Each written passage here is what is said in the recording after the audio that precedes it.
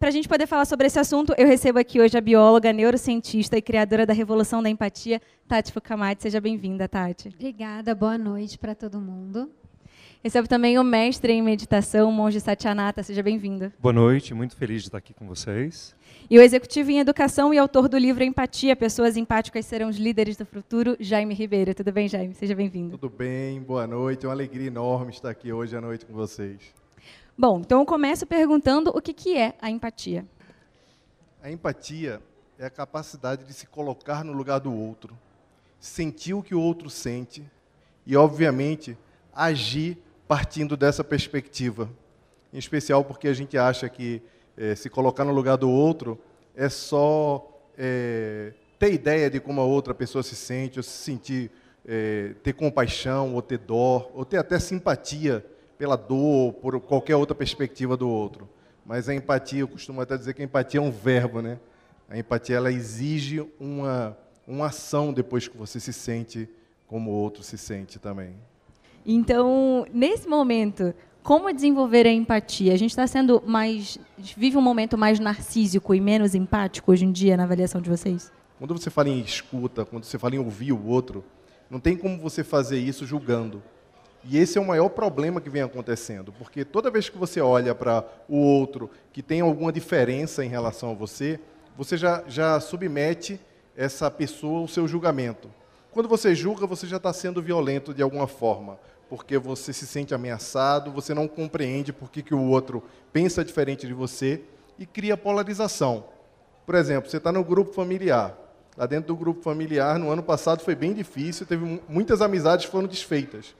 Meu melhor amigo, ele tem um posicionamento bem diferente do meu, político, e eu fiquei pensando, que momento nós vamos perder a nossa amizade? Porque estava um pouco difícil a gente conversar, e a gente conseguiu passar por tudo isso da melhor forma possível, mesmo tendo opiniões antagônicas, porque a gente não se julgou, porque nós conseguimos separar uma coisa da outra. E não precisa amar ninguém para você fazer isso. Tem gente que fala, é muito fácil você fazer isso com a sua esposa, com a sua mãe, com o seu pai, com o seu irmão. Pelo contrário, as amizades acabaram por conta da política, porque as pessoas não conseguiram tolerar a diferença. E esse é o grande problema que a empatia resolve, que a gente se esvazia para a gente olhar o outro como nosso semelhante. E entendendo o outro como nosso semelhante, fica muito mais fácil você saber que ele tem um porquê de pensar e de compreender as coisas naquela perspectiva. Quando a gente fala de política, um líder político precisa ser necessariamente empático? Essa é uma discussão profunda que tem mexido com a comunidade científica, inclusive, porque há quem acredite, eu falo sobre isso, inclusive, no livro, de que a empatia atrapalha a política. E eu fico pensando, eu estudei bastante sobre isso para compreender a perspectiva, inclusive, desse respeitado cientista, para chegar à conclusão, para chegar às minhas próprias conclusões, para ele ter um ponto, funciona. Mas quando eles defendem que um político que é empático, ele pode ter ele pode usar o viés de confirmação, ele pode ter simpatia por um determinado grupo e, com isso, prejudicar o coletivo.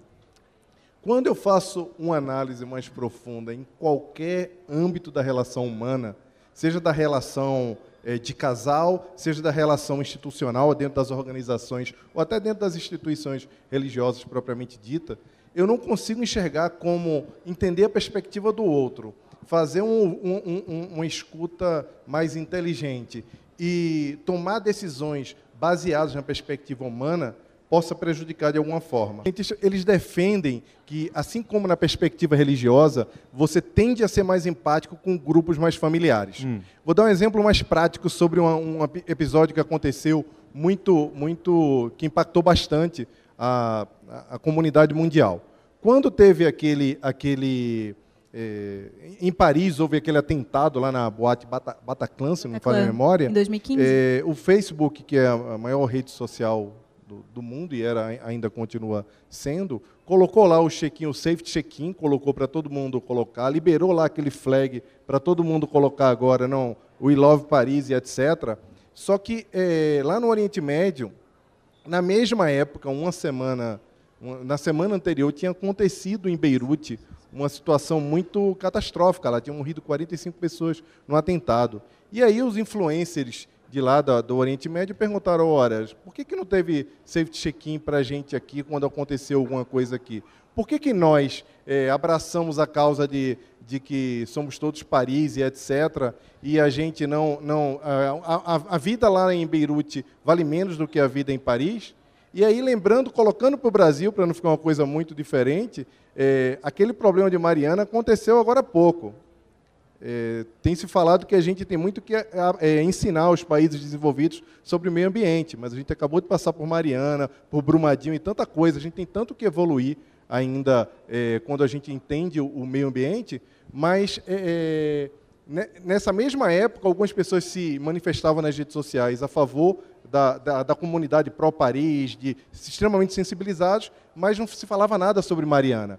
Então parece que realmente é mais fácil a gente lembrar dos filmes parisienses belíssimos e etc., coisas que são familiares a gente e a gente sentir mais. Quando em Beirute a gente pensa, foi mais uma morte em Beirute. Então eles acreditam que os políticos eles podem começar a falar que é melhor tomar-se decisão partindo de um grupo. E isso é perigoso para a gestão. Eu não concordo particularmente e dá para falar uma hora sobre isso. Vocês trabalham muito com a empatia no ambiente corporativo. Como que a gente aplica a empatia nos nossos lugares de trabalho? O tempo todo e em todo lugar, né? O mundo corporativo é um dos maiores desafios é se aplicar a empatia no mundo corporativo. A gente passa muito tempo trabalhando, via de regra, ou seja, a gente dedica muito tempo da nossa vida lá, trabalhando no dia a dia, e algumas empresas até não conseguem entender como é que a empatia pode dar lucro, pode gerar benefício. Isso é muito mais desastroso para mim do que a prática da empatia propriamente dita lá dentro do campo corporativo. Porque toda vez que a gente pensa em empatia, a gente pensa como é que a gente vai se relacionar com os pares, ou como o líder vai se relacionar com o seu time. E a empatia ela é muito maior do que isso, porque, por exemplo, quando você fala em ouvir, em escutar, você tem clientes, via de regra os clientes vão reclamar ou vão ter voz, e eles todos têm voz, e é muito bom que hoje nós temos mecanismos de comunicação que eles possam se comunicar com a empresa.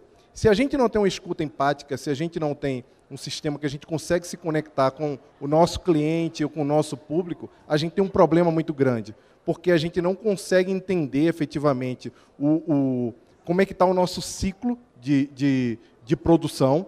Para dar um exemplo mais prático, você vai ligar hoje para um saque ou para um atendimento de uma companhia telefônica ou de qualquer outra coisa, é um parto para conseguir falar. Você não consegue reclamar, você não consegue dar voz. E aí, automaticamente, dentro da corporação, todo mundo acha que está tudo bem. Porque olha os indicadores, os KPIs, na bolsa as ações estão bombando, está tudo bem. E, na verdade, a organização está se corroendo, porque as pessoas não conseguem se ouvir, os líderes não conseguem se conectar com os liderados, e aí também acreditam que está tudo bem, viram uma miopia gigante. E entre os colegas também, quando você não consegue compreender, tem uma escuta empática, né? A gente fala muito o Marshall Rosenberg fala muito sobre isso, como quando você recebe a mensagem do outro, então os departamentos acham que estão todos brigando, que todo mundo é mau, e aí, não, aquele cara quer me ferrar, e na verdade ele só está tendo uma necessidade que não está sendo atendida. Se você começa a enxergar isso sob uma outra perspectiva, a organização entra num ciclo de riqueza, porque começa a se conectar melhor com todos os stakeholders. E também mais um assunto assim bem profundo, é que houve uma pesquisa em 2010, feita pela Universidade de Michigan, e essa pesquisa constatou que os jovens de hoje são 40% menos empáticos do que os jovens de 30 anos atrás. E que essa mesma pesquisa constatou que o narcisismo aumentou em 58%. Aí você imagina, a empatia diminuiu 40% e o narcisismo aumentou 58%. De fato, a empatia entre os jovens e as crianças tem diminuído. Há quem diga que isso é problema da transformação digital, mas pode ser que seja um problema da transformação digital, mas não é o celular que a gente costuma demonizar. Isso aí vem acontecendo desde o advento da televisão. Quando a televisão foi para a sala, todo mundo reclamou. E aí a televisão foi para o quarto, todo mundo, não vai ter mais conversa na sala, porque antes era um problema da televisão na sala. agora vira o celular. A gente está sempre procurando uma desculpa para poder tratar os nossos problemas morais, sociais, as nossas ineficiências sociais. A grande verdade é que a gente pode ensinar, sim, as crianças a serem mais empáticas e os jovens, porque todo mundo nasce com um neurônio espelho, todo mundo já tem isso aqui, o app já está instalado, falta colocar para rodar. Eu ia perguntar exatamente agora sobre isso, sobre o neurônio espelho. Todo mundo tem e é a base da nossa empatia. Como é que ele funciona? Então, isso é muito interessante também, porque os neurônios espelhos foram descobertos por acaso. Em 92, lá na Itália, na Universidade de Parma, se não me falha a memória, e o neurônio espelho, para falar de uma forma muito clara, é o que faz com que a gente, quando o nosso amigo boceja, alguém está bocejando, você não está com sono e você boceja também. Eu não vou nem bocejar aqui para todo mundo não começar a bocejar e todo mundo dormir aí nos puffs. Mas é o mesmo neurônio que ativa quando a gente se corta. Quando você olha e vê alguém prendendo a mão na porta do carro, se cortando, você não sente... Porque o neurônio espelho faz com que a nossa mente, a gente não consiga diferenciar o que é verdade do que é ficção. E isso já nasce com a gente. Isso quer dizer que a gente já nasce com a capacidade de sentir o que o outro sente. Isso é muito bom porque é só exercitar. Então, eu tenho um texto que eu falo sobre a tal da correria. A gente fica evocando a correria para tudo. Não, vamos se encontrar novamente. Não, está uma correria, eu não consigo mais fazer. Certamente as pessoas saíram do avião, todo mundo, cada um olhando a sua própria perspectiva, todo mundo apressado, fazendo as suas próprias coisas. E aí, não quer dizer necessariamente que houve falta de empatia. Pode não ter havido observação, alguém pode ter respeitado que a moça estava dormindo e falou, eu não vou acordá-la. Mas tem muito essa coisa de eu não estou nem aí para a vida do outro. Pode ter sido ou não, é difícil você fazer um julgamento, porque a empatia é exatamente o exercício da gente não julgar. Mas sobre as diferenças, você respeitar como o outro pensa diferente, sim, é um exercício empático, porque hoje, para a gente se tornar inimigo, para brigar com as pessoas, antigamente você tinha que fazer um mal ao outro. Hoje em dia, basta você não concordar com alguém e começa a dar treta. A gente está falando tudo aqui sobre empatia, sobre como pensa no neurônio espelho, pensa como é bonito o mundo de ser empático, mas o exercício do dia a dia é muito difícil. A gente lidar com as pessoas pisando no nosso pé, deixando a gente perder o avião ou o ponto do ônibus que passa direto, a gente lidar com um colega de trabalho que quer passar a gente para trás, e aí a gente acredita nisso e não tenta entender quais que são os porquês daquelas situações. Então, viver no mundo das diferenças é muito difícil, ainda mais um mundo em transformação. O Brasil, ele é o segundo colocado no ranking de países mais violentos na internet. Então, isso reflete um pouco a nossa violência, também a violência no qual nós lidamos no dia a dia na vida social. Então, se a gente já consegue compreender o outro, se a gente já consegue entender que o outro é diferente, eu acho que sim, está praticando a empatia e está indo muito bem, nota 10. Recentemente saiu uma reportagem falando sobre o deepfake, não sei se vocês viram isso. Deepfake é uma ferramenta que está sendo desenvolvida da inteligência artificial, que vai simular, por meio de... pega as fotos das pessoas, em resumo, e faz vídeos, e você parece que é a pessoa mesmo que está falando. Por exemplo, pegar a minha imagem agora e colocar outras palavras, simular a minha voz e colocar outras palavras. Ou seja, a ciência está bem preocupada com isso, porque daqui a pouco todas as mídias vão ficar bem comprometidas, porque você não vai saber mais o que é verdade ou não. Ou seja, a verdade não vai importar mais, porque ninguém sabe o que é verdade ou é mentira. Nesse caso, da empatia, da simpatia, dos sentimentos, das habilidades humanas, a gente vive e está passando por um risco muito parecido. Porque assim como o psicopata ele é capaz de mapear todos os sintomas para simular de que não é um psicopata, a gente pode viver agora uma onda de pessoas simulando habilidades humanas, simulando estarem letradas do ponto de vista emocional e social, e na verdade não é nada disso. A pessoa aprendeu o que é uma escuta empática, uma forma de se conectar com o outro, e tudo é uma simulação para poder isso atender aos seus desejos e aos seus planos. Isso é um problema para o nosso convívio social, mas a gente sabe também que a verdade ela sempre prevalece. Então, eu quis só colocar esse pouco de pimenta, que às vezes a pessoa é introspectiva e extremamente generosa, muito pelo contrário, às vezes o bem ele é muito silencioso e talvez esse seja um grande problema social, porque o mal ele se espalha muito rápido e a gente fala bastante, e o bem às vezes ele vai silenciosamente e consegue se espalhar de uma forma mais lenta. Porque às vezes a gente vai criticar, antes de criticar a gente tem que perguntar por quê? Isso vai ser útil efetivamente? Eu vou criticar, às vezes você está numa conversa, o Marshall Rosenberg fala muito isso na comunicação não violenta, que às vezes a crítica é uma forma da gente rebater uma história. A pessoa está te contando alguma coisa e a gente tem uma ansiedade, quando a gente está ouvindo um problema de uma pessoa, ou a gente critica, não é bem assim, ou a gente faz uma outra coisa muito comum, senta aqui que eu vou te contar o que eu estou passando também, que você vai entender. Aí fica competindo o problema. O cara vem te contar um problema e quer contar um problema maior para você se sentir melhor. Na verdade, a pessoa não está fazendo isso ele não está usando uma forma inapropriada. Ela só está querendo te consolar. E aí coloca um outro problema no teu colo. E isso vai criando, vai potencializando os problemas. E a crítica, é importante também a gente entender que nós não somos de vidro. E quando a gente tem o cuidado de colocar a crítica de uma forma bondosa, de uma forma construtiva, a gente não tem que ter medo de colocá-la. Mas também a gente precisa entender que a gente não é de vidro para receber e a gente vai ser criticado muito ainda na vida, tem que estar preparado para isso.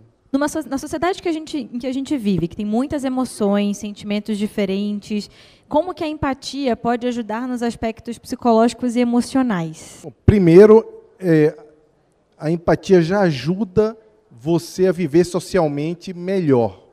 Então, quando você socialmente está vivendo melhor, psicologicamente, isso tem um impacto psicológico incrível na sua vida. Segundo, para praticar a empatia, você tem que não julgar. Mas boa parte do nosso sofrimento, da nossa confusão mental, vem do julgamento.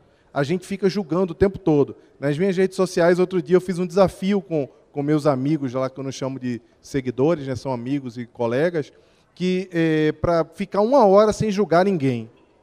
Porque a gente fica o tempo todo, a gente, por aparência, já vai julgando. Olha, querendo entender, compreender a pessoa, e aí julga tudo, vê alguém correndo, atropela, não sabe o que está acontecendo. Você vê alguém no carro mais veloz ou fazendo uma bobeira, você pensa, olha que absurdo, às vezes a pessoa está com um problema muito sério de saúde na família. Então, eu acho que ser empático traz um nível de equilíbrio e de compreensão, principalmente quando você tenta compreender que o outro é seu semelhante, que tem uma perspectiva diferente da sua vida e pode ter passado por coisas que você nem imagina, e isso vai te trazer um equilíbrio psicológico. Existe a autoempatia? Durante muito tempo, a discussão sobre empatia, ela ficou no campo religioso, ou sociológico e etc. É muito bom que hoje os cientistas, o próprio Fórum Econômico Mundial acabou de colocar a colaboração e a inteligência emocional como entre as 10 prioridades para ser bem-sucedido já a partir de 2020 no futuro. Ou seja, a ciência está convergindo aí, a ciência social, com o que se falava antes, os filósofos e os religiosos e etc. Mas a gente confunde um pouco a questão da empatia com o altruísmo. O altruísmo, que é a caridade, que é fazer o bem, que é semear essas sementes no mundo, é diferente da empatia, que é a capacidade de se colocar no lugar do outro e agir.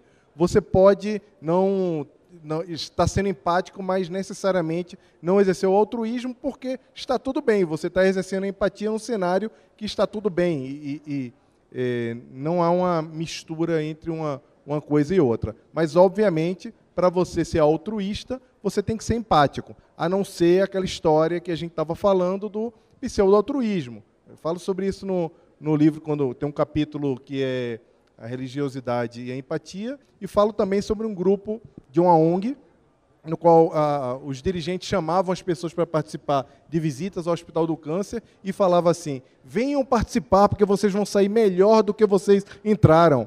Era como se fosse um zoológico da miséria, ou seja, vá lá ver como as pessoas estão sofrendo e saia de lá achando que sua vida está maravilhosa. E não é para isso. é para realmente você ajudar a aliviar a dor do outro e não você fazer, como foi a história da dó do cachorrinho, você vê alguma coisa pior do que o que você está passando e aquilo servir como se fosse um energético, uma lata de energético que você toma para continuar o resto do dia. E não é assim. A empatia é outra coisa, é leveza, é você compreender como o outro está se sentindo. E o altruísmo é você fazer o bem genuinamente, aquele bem que você não se importa em ter nenhuma reciprocidade. Vocês acreditam que existe menos empatia em grandes metrópoles como São Paulo, por exemplo, do que em outros lugares? Não, eu não acredito que isso esteja relacionado a cidade ser grande ou pequena.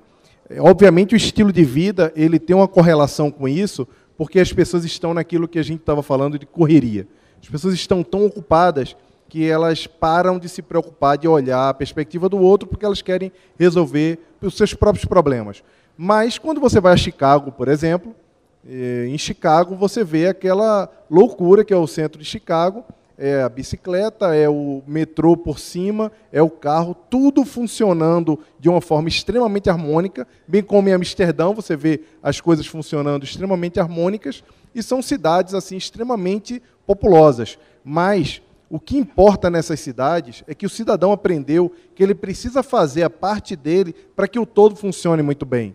Então, quando você vê que alguém não usa de um recurso que nós, infelizmente, utilizamos muito, que eu costumo dizer que o jeitinho brasileiro é a maior prova da falta de empatia do nosso povo, quando você não faz isso, quando você sabe que você tem um papel social, você não vai viver em cidades muito grandes e acreditar que falta empatia nessas cidades. Eu acho que é o papel de cada um, efetivamente, que precisa ser compreendido, e a cidade nada mais é do que o conjunto desses papéis. Jaime Ribeiro, autor do livro Empatia, Pessoas Empáticas Serão os Líderes do Futuro. Muito obrigada pela presença. É um prazer conversar com você. Obrigado, Gabi. Obrigado à CBN. Obrigado aos amigos também que aqui estão. O pessoal também que está assistindo na internet. A gente realmente acredita que a empatia vai mudar o mundo, e o que a gente pede é que vamos começar a espalhar mais empatia para que esse mundo se torne um lugar melhor. Depende muito da gente.